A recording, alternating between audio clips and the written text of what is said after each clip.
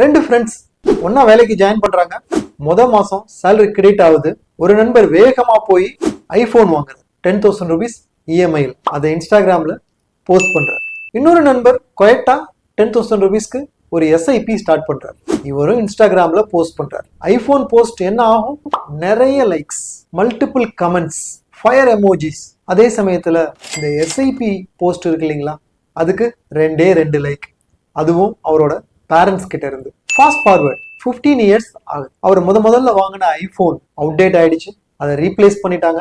அந்த ஐபோனை பத்தி அவரு மறந்தே போயிட்டார். ஆனா இன்னொருத்தர் SIP ஸ்டார்ட் பண்ணாரு இல்லையா, அந்த ஹேபிட் ஃபார்ம் ஆனதுனால தொடர்ந்து SIP-ய கண்டினியூ பண்ணிக்கிட்டே இருந்தாரு. 15 இயர்ஸ் முடியும் போது அந்த 10,000 SIP-யோட வேல்யூ 47 lakhs வந்து இருந்தது.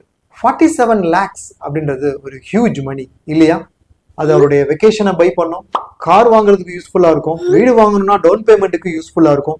மொத்தத்துல ஒரு peace of mind and financial ஃப்ரீடமை அவருக்கு வந்து கொடுக்குது. நீங்க ஐபோன் வாங்க கூடாது அப்படின்னு நான் சொல்லல. ஆனா ஐபோன் எதுக்காக வாங்குறோம்? நமக்கு உண்மையிலேயே தேவை இருக்கு, நான் ஒரு யூடியூபர், எனக்கு வந்து ஐபோன் தேவைப்படுது அப்படின்னா நீங்க தாராளமா வாங்கலாம். ஆனா அஃபோர்டபிலிட்டி இல்லாம 10K EMI-ல ஐபோன் வாங்கணுமா? அதுக்கு பதிலா நீங்க SIP ஸ்டார்ட் பண்ணீங்கன்னா ஃபினான்ஷியல் ஃப்ரீடம் உங்க கூடவே இருக்கும் இல்லையா? லைக்ஸ்க்காகவும், ஷேருக்காகவும், கமெண்ட்ஸ்க்காகவும் நீங்க ஃபிளெக்ஸ் பண்றதுக்காக இந்த மாதிரி ப்ராடக்ட்ஸ் நீங்க வாங்குறதுக்கு பதிலா அமௌண்ட்டை சேவ் பண்ணுங்க, SIP ஸ்டார்ட் பண்ணுங்க, வெல்த் கிரியேட் பண்ணுங்க, ஃபினான்ஷியல் ஃப்ரீடமை அச்சீவ் பண்ணுங்க.